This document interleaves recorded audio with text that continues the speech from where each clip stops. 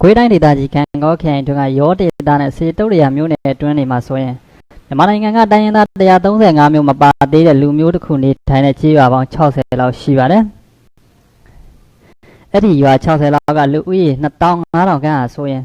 သူတို့ရဲ့ကိုယ်ပိုင်ဘာသာစကားကိုယ်ပိုင်ယဉ်ကျေးမှုတွေအပြင်ကိုယ်ပိုင်ဝတ်စားဆင်မှုတွေနဲ့အတူဗုဒ္ဓဘာသာတရားကိုဆွေးမြဲယုံကြည်စွာနဲ့စည်းကပ်ကိုးကွယ်နေထိုင်ကြပြီးကိုယ်ပိုင်ရိုးရာယဉ်ကျေးမှုအစဉ်အလာတွေကိုထိန်းသိမ်းထားကြပါတယ်။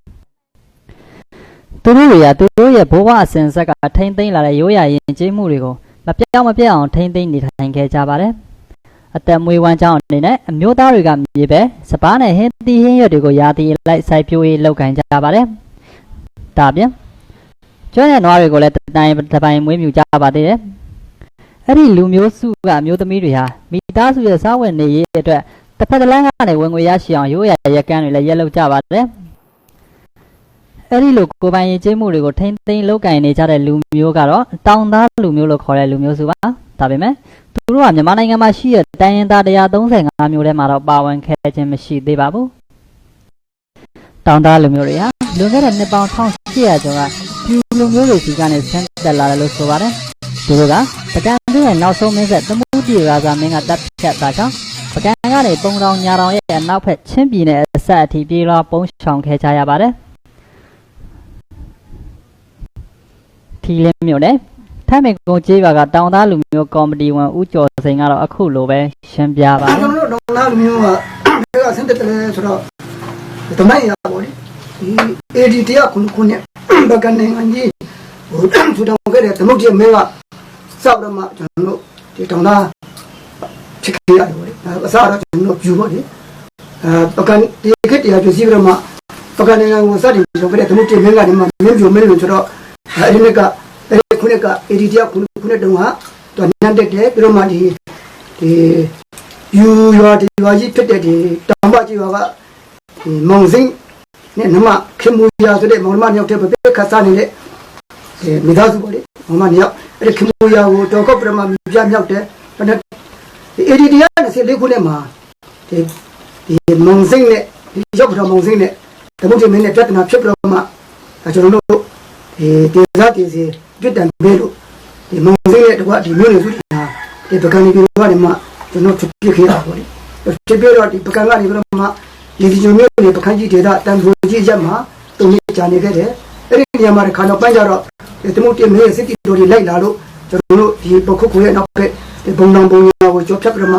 ဒီလိုမျိုးပြေးခဲ့တယ်ပေါ့လေဒီလိုမျိုးပြေးခဲ့ပြန်တော့လည်းပဲဒီစိတ်မချရတဲ့ခါကျတော့ကျွန်တော်တို့ဒီချင်းပြည်နယ်မင်းတပ်ခရိုင်တိုက်နယ်မှာဆီလစ်ဖြစ်တဲ့ခုမြစ်တာစီချောင်းဖျားပေါ့လေအဲ့ဒီစီရောက်အောင်ကျွန်တော်ချင်းပြည်နယ်ထဲရောက်အောင်ဖြစ်ပြခဲ့ရတယ်ချင်းပြည်နယ်ထဲရောက်တဲ့ခါကျတော့လည်းပဲမအသေးတော့ဖျားနာတွေများလို့ဆိုပြီးတော့မှဒီနှစ်ပြည့်စေတာတော့ဘလောက်များလို့ဘလောက်ကြာလို့မပြောတတ်ဘူးဗျမမြေသားကျုံနေနဲ့ဒီတင်ချိုင်းနေရာကြီးကျွန်တော်ပြူလိုက်ရတယ်အားလုံးရှိတယ်တောင်သားလူမျိုးတွေဟာခေတ်ဆက်ဆက်အကြောက်တရားနဲ့ပြေးလွှားပုံရှောင်ခဲ့ရပေမဲ့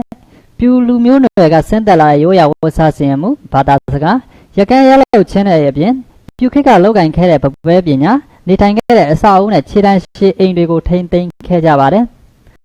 လက်ရှိချိန်မှာတော့ခေတ်နဲ့ညီနေထိုင်လောက်ကင်လာကြတဲ့အတွက်ရိုးရာယဉ်ကျေးမှုတွေတဖြည်းဖြည်းတိမ်ကောလာတယ်လို့ဆိုပါတယ်လွတ်လပ်ရေးရပြီးနောက်ပိုင်းမှာလည်းဖဆပါလာနဝတအေးချမ်းတရားနဲ့ဖွံ့ဖြိုးရေးကောင်စီတို့လိုစစ်အစိုးရတွေရဲ့အုပ်ချုပ်မှုအောက်မှာအကြောက်တရားနဲ့နေထိုင်ခဲ့ကြရတာကြောင့်တိုင်းရင်းသား135မျိုးထဲမှာတိုင်းရင်းသားလူမျိုးအဖြစ်အတိအမှတ်ပြုဖို့အတွက်မတောင်းဆိုခဲ့ကြရဘူးလို့ဆိုပါတယ်တောင်သားမျိုးတွေဟာကျွန်တော်တို့မြန်မာနိုင်ငံမှာ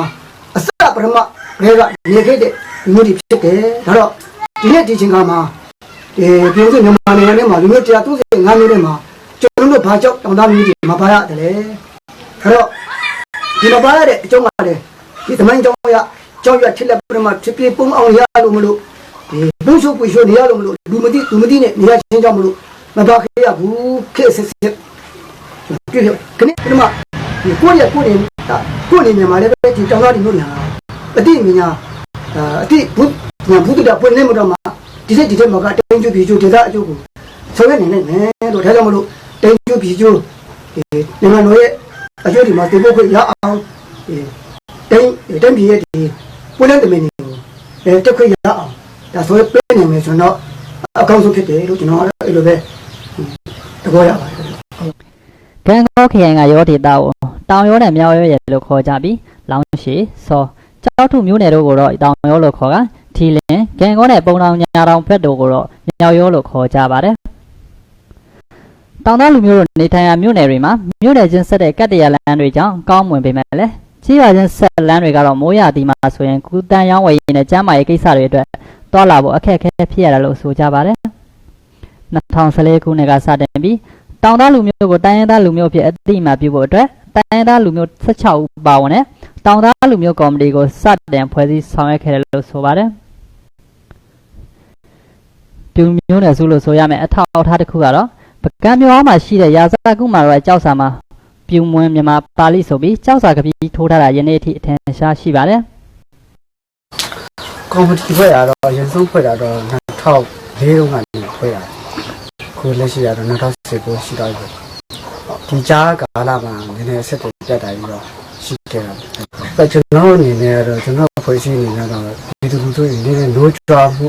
တက်ကြွမှုလာအောင်စီးရုံးလာပြီးနှုတ်ဆော်ပေးတာပြီးတော့ဘူးဆောင်ပြီးလောက်တာရှိပါတယ်ပဲကျွန်တော်ပြီးခဲ့တဲ့နေ့တွေကတော့ဒီလူထုနဲ့တက်ရိုက်ဆိုရဌာနကိုဒီပန်းထုတ်လို့ရတဲ့ဟာမျိုးတော့မရှိခဲ့ဘူးဒီနေ့မှကြာအဲ့လိုရှိနေလားဆိုတော့ကျွန်တော်စောင့်ကြည့်ရမှာဖြစ်ပါတယ်ဆိုရဘိုင်းကလည်းလက်တော်ကိုယ်စလေဘက်ကလည်းတပိုင်းသွားပြီးတော့ကျွန်တော်တက်ရိုက်ပြီးတော့ဆုအစ်ကိုတော့ကောင်းတိုင်းတွေကမကွေးတော့အဲ့လိုတော့လည်းကောင်းစာတင်ပြီးတော့လုပ်ဖို့စီစဉ်တော့ရှိပါတယ်တက်ပြီးတော့ဟိုဘက်ကဖြစ်တာဟိုဘက်ကရခိုင်ကိစ္စကိုလူမျိုးနဲ့မဆိုင်ဘူးလို့ကိုအနေနဲ့တော့ထင်တာပေါ့ရတဲ့တယ်လို့ထင်တာပေါ့ဟိုဘက်ကပြဿနာဖြစ်လို့ဒီဘက်ကမပြီးဘူးဆိုတော့ဖြစ်တယ်လို့ကိုကတော့တွေးမိရပါလို့ ဒါတော့မရမစင်စူးစမ်းသွားမယ်ဆိုတော့ ဟုတ်ကဲ့ပါအဲ့လိုပုံစံတော့လုံသွားမှာပါ အရသာဆိုရအဖွဲ့ဖွဲ့စည်းလာနိုင်ခဲ့ပြီးနောက် NLD ဆိုရလက်ထက်2019ခုနှစ်အတွင်းကတိုင်းဒေသကြီးလွှတ်တော်ကိုယ်စားလှယ်ဦးကျော်မြင့်ကမကွေးတိုင်းဒေသကြီးလွှတ်တော်မှာတောင်သားလူမျိုးများကိုတိုင်းသားလူမျိုးအဖြစ်အတိအမှတ်ပြုဖို့အဆိုတင်သွင်းခဲ့ပေမဲ့လွှတ်တော်မှတ်တမ်းဖြစ်တာထားရှိခဲ့တယ်လို့ဆိုပါတယ်2019ခုနှစ်မှာတိုင်းသားလူမျိုးများတွေ့ဆုံပွဲကိုကျင်းပနိုင်ခဲ့ပြီးသတင်းမီဒီယာတွေနဲ့တွေ့ဆုံဆွေးနွေးပွဲတွေပြုလုပ်ခဲ့ပါတယ်တောင်သားလူမျိုးများကိုတိုင်းသားလူမျိုးအဖြစ်အတိအမှတ်ပြုလာအောင်ဆက်လက်ကြိုးစားသွားမယ်လို့ဆိုပါတယ်တောင်သားလူမျိုးတွေကိုယ်နှံပါရရှိဖို့ကိုယ်နှံပါမရရှိတဲ့အတွက်ကျွန်တော်တို့စာပေတင်ကြားမှုမရပါဘူးစာပေတင်ကြားမှတာလည်းကျွန်တော်တို့လူမျိုးတွေမပြောင်းမှာဖြစ်တယ်။တော့စကားတွေမ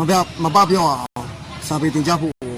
ကျွန်တော်တို့ဥတီတာဖြစ်တဲ့အတွက်ကိုယ်နှံပါရရှိမှတာလည်းစာပေတင်ကြားခွင့်ရပါပါ။အခုချိန်မှာစာပေတင်ကြားခွင့်မရတဲ့အတွက်ကိုယ်နှံပါအရင်ဆုံးရအောင်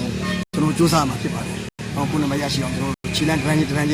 တင်နေတာဖြစ်ပါတယ်။နောက်ဆက်ခွင့်မှာကျွန်တော်တို့ကိုယ်နှံပါရရှိဖို့ဆိုရင်မကွေးတိုင်းတော့မှာကျွန်တော်အဆိုတင်ပါတယ်။အဆိုတင်တဲ့အခါမှာကျွန်တော်တို့တိုင်းရိုက်တော့မှာတော့နည်းနည်းတင်ကြရီရေးခင်းနေနဲ့အခုချိန်မှာကိုယ်နှံပါမရထိုက်သေးဘူးရှိုးရထိုက်တယ်ဆိုတဲ့အကြောင်းနဲ့ထောက်ခံတဲ့လူက၄ယောက်ထောက်ခံတယ်ကံကောင်းတော့ကောက်တယ်မင်းကွဆုံးပြတဲ့အခါမှာကျွန်တော်ကအဆိုရှုံးပေမဲ့တိုင်းဒေသရေးဆိုးကလည်းစစ်ပါဝင်စားတဲ့အတွက်ဒီတောင်စုလက်တော်ကိုကျွန်တော်တန်းကိုလည်းပို့ပါတယ်ပို့ပေမဲ့ကျွန်တော်တို့ကိုယ်နှံပါတော့မရရှိသေးဘူးကလေမရရှိပေမဲ့ကျွန်တော်တို့တိုင်းဆိုးကလည်းအတိမပြုတယ်ဆိုတော့ကျွန်တော်တကြံပွဲဒီမှာတိုင်းရဲ့အစည်းအဝေးတွေမှာကျွန်တော်ဒါနလူမျိုးစတင်မှာဖိတ်ခေါ်တယ်။ဟောလည်းတိုင်းဆိုတာထောက်ပါတယ်ဖြစ်။တောင်သားလူမျိုးအမျိုးသားတွေဟာအတောင်20ပြည့်ရိုးရာပစိုးကိုဝတ်ဆင်ကြပါတယ်။အမျိုးသမီးတွေကတော့ကာဝန်းအဖြူအင်ကြီးအဖြူကိုဝတ်ဆင်ကြပြီးရင်ဘတ်ကိုစီးနှောင်ထားလေးရှိကြပါတယ်။တောင်သားလူမျိုးအမျိုးသမီးတွေကအိမ်တောင်မကြသေးတဲ့မိန်းမပြိုတွေဟာအဖြူရောင်ဝတ်စုံကိုဝတ်ဆင်ပြီးရင်ဘတ်မှာအနေရောင်ရင်စည်းကိုစီးနှောင်ထားကြပြီးအိမ်တော်ရှင်မျိုးသမီးများကတော့အဖြူရောင်ဝတ်စုံပေါ်မှာအနက်ရောင်ရင်စည်းကိုစီးထားတယ်လို့ဆိုပါတယ်ဒီတဲ့ကိုဇွဲထက်ရှင်ကရိုက်ကူးတင်ဆက်တာပါမကွေးဘိုးစကကျွန်တော်စီအောင်ပါ